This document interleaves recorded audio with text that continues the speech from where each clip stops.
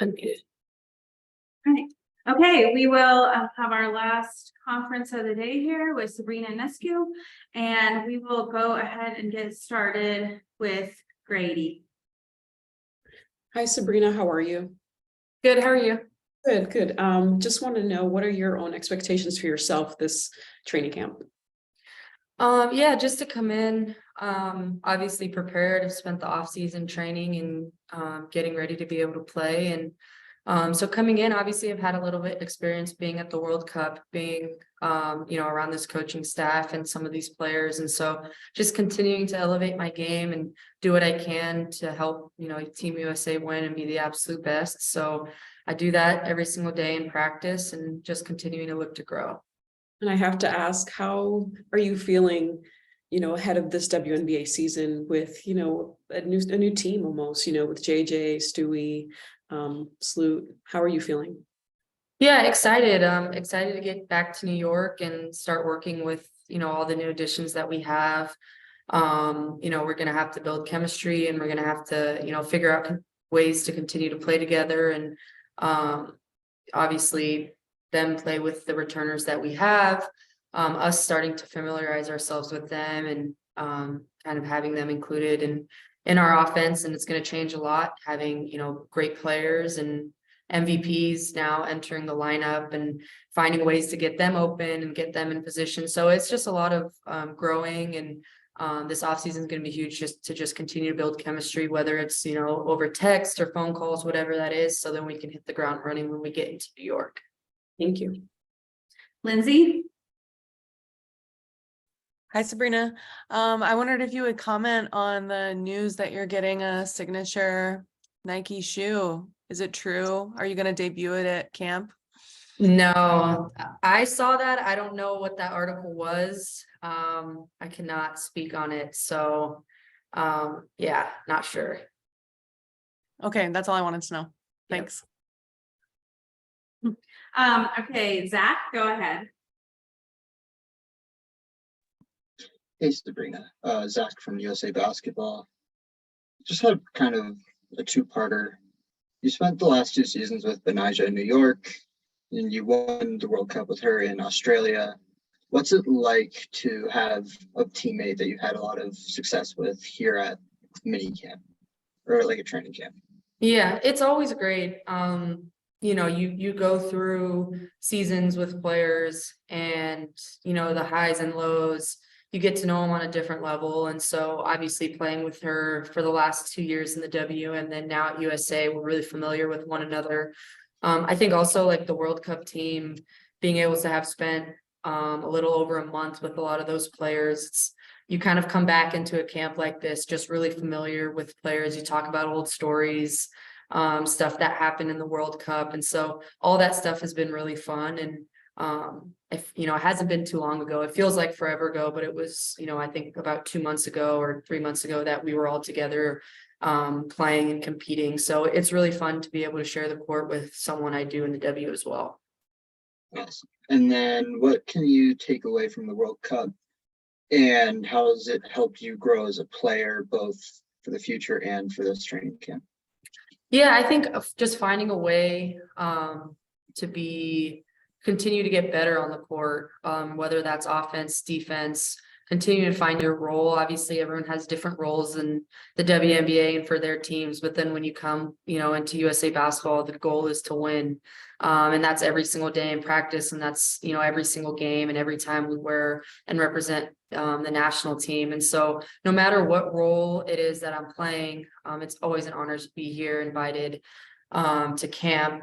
No matter how many times I get invited, it never gets old. And so learned a lot, playing first time in the World Cup and for the national team, and now being able to take that experience on and bring it here. Awesome. Thank you so much. Brian? Hi, Sabrina. Brian Florenson from Nets Daily here. At the end of the WNBA season, you mentioned that one of your goals going into 2023 was being able to create your own shot a little bit better than you had been. How do you sort of see your off-season training helping you reach that goal? Well, Courtney Vandersloot's going to help a lot with that. But the goal still stays the same, obviously, in the off season. being able to really fully train.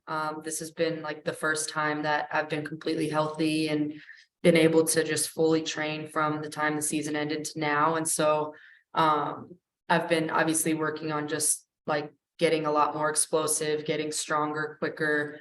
Also just sometimes being more dominant with the ball. I know I'm a pass first guard, but also looking to score and use that as a threat for me as well. And no matter what the game's like, I always want to be able to rely on myself to be able to get a shot off if I need to. And so I've been doing that in training, with obviously in the weight room, but also on the court. Thanks. And my last question is, in camp, there are so many great talented players that are alongside you and heading into Paris in 2024. What's the biggest goal you're sort of aiming to achieve, you're looking to accomplish in this camp session? I think just to get better as an individual and as a team from the first day, which is today. I want to continue to just be a sponge and learn as much as I can from the coach, from the players around me. Obviously, these are all the best players in the league. And so being able to be surrounded by such players, it's always great to just be able to learn and pick their brain on things, but also just watch how they operate, how they play, how they're able to adjust their games coming from the WNBA into USA basketball, surrounded by other great players. And so that's something I'm continuing to learn, just being a sponge. And obviously the goal is to just be better. Thank you.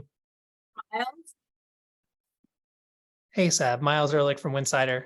Here at USA Basketball Minicamp, you're surrounded by a whole bunch of all-W talent. When the WNBA season rolls around, you take the court with Benijah and JJ, Stewie, and Sloot. You'll be in a similar position. So how does your mentality shift in terms of usage, if at all, when you're in these situations where everyone's a bucket getter and there's only one ball to spread around? Yeah, for me, I'm able to play really with anyone. So for me, it doesn't change. Obviously, as a point guard, I'm doing my best to start watching film on Stewie and Sloot and JJ and figuring out ways that I can help get them the ball in scoring positions. Obviously, Sloot and I will be able to play alongside each other and both kind of spearhead the offense. And so for me, I'm not really worried about it being, one ball and how are we going to be able to share it. I think we all have similar characteristics in the fact that we're all unselfish. We all just want to win and we'll do whatever we can. Obviously, everyone that is here now has sacrificed to be able to put this team together and has sacrificed some of their own accomplishments. You can't go off for 30 every night and shoot 30 shots when you have Breonna Stewart and John Quill and all these players around you. So I think it's obviously takes a lot of sacrifice, but also it shows a lot about the team that we have and the players that we have that are willing to do that in order for us to win. Thanks so much. Jeff?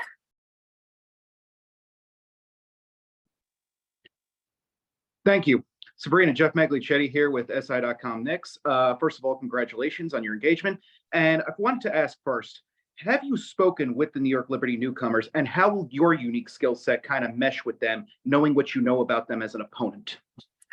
Yeah, I've talked to all of them. Obviously, really excited to, have them joining our team and what we're going to be able to accomplish in New York. And I think, obviously, my skill set, I think with the ability to pass, score at all three levels, and really just do anything that it takes to help us win. I think we'll all be able to fit right in. If I have to have 15 assists a game and not score for us to win, that's what I'll do. And so I don't think there's much concern between, amongst us on any of that type of stuff. I think at the end of the day, all of our goals is to win a championship. And so if that's really the goal and everyone buys into that, I think, we'll all grow and get better with each other.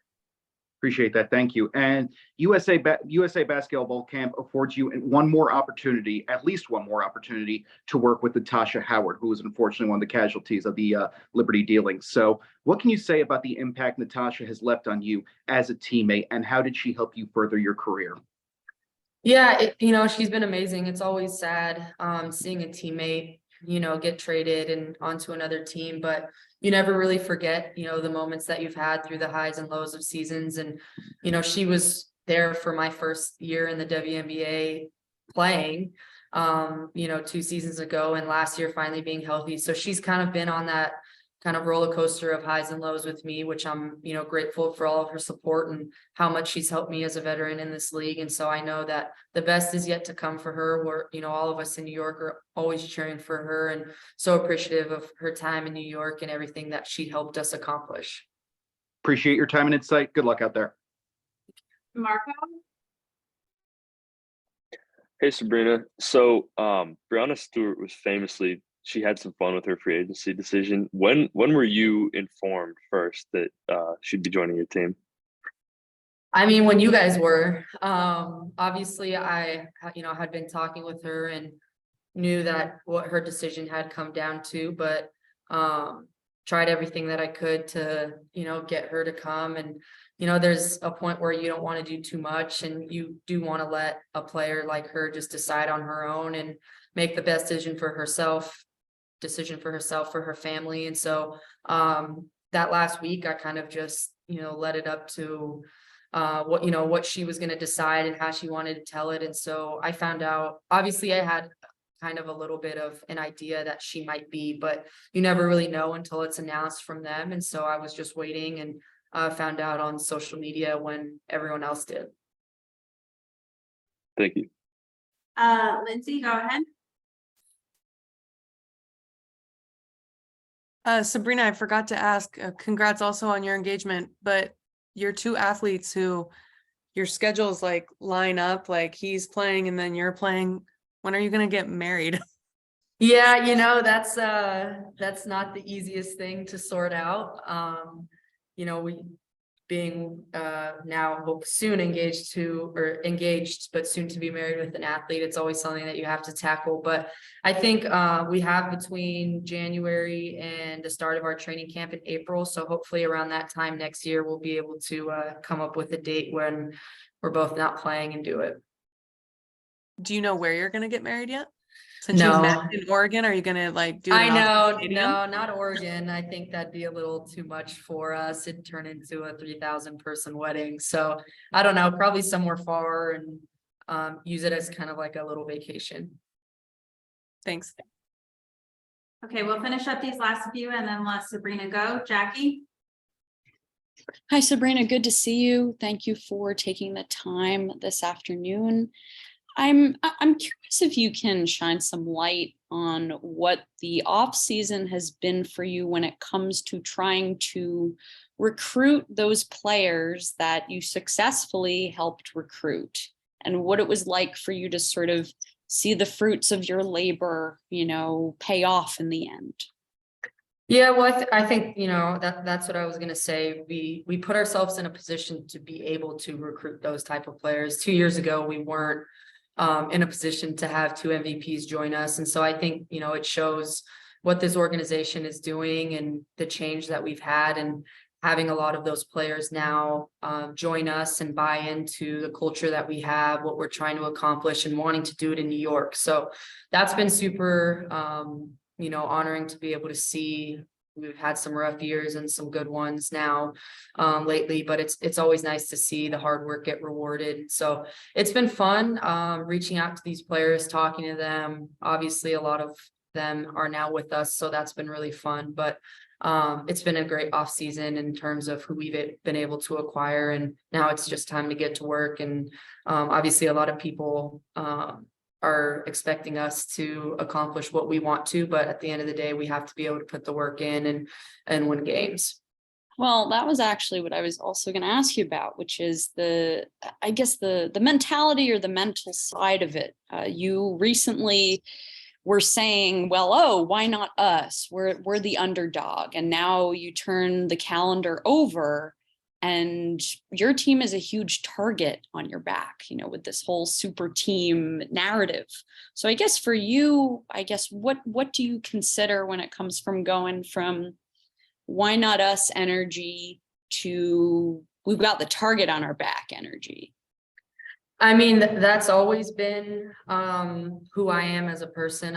I've always kind of been the underdog and have had the target on my back, through college and so forth. So for me, nothing changes entering the preseason.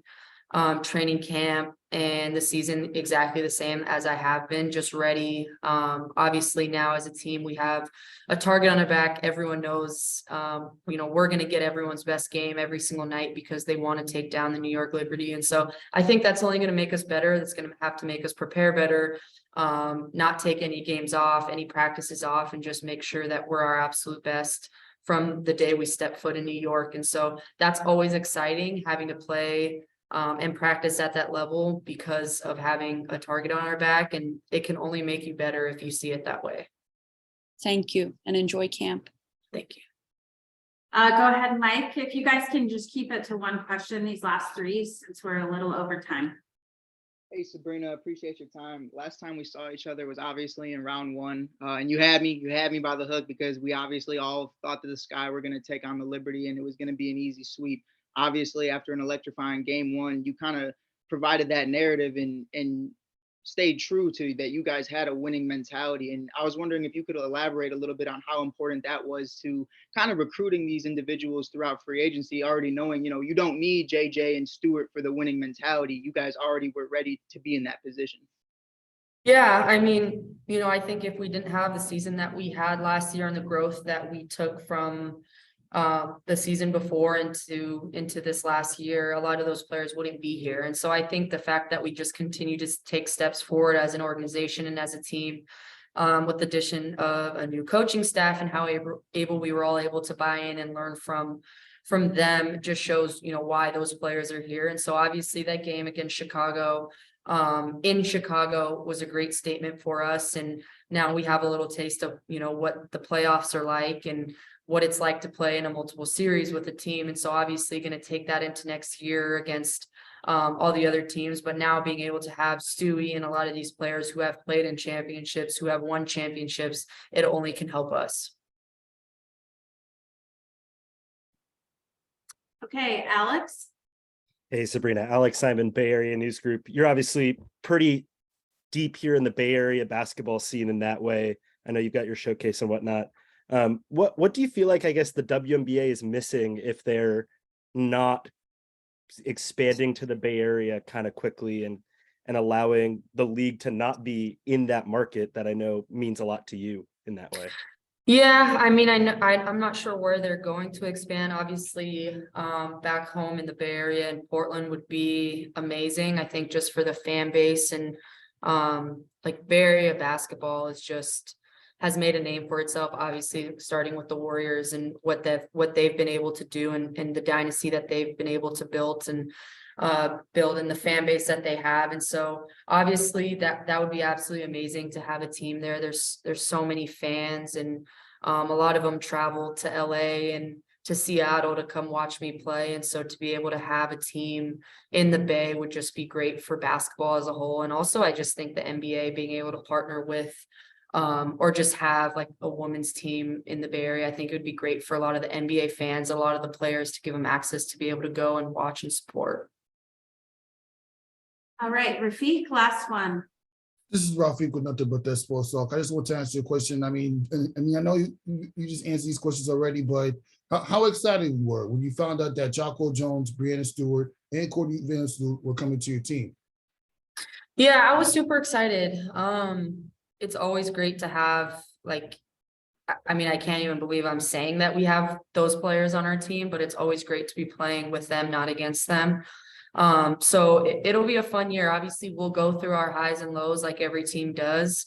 But I wouldn't want to play with anyone else but them and have them, representing New York and what we've been able to build here, and obviously what we're going to be able to build for years to come. Thanks, Sabrina. Appreciate you taking the time. Have a good afternoon, everyone. Thank you, guys.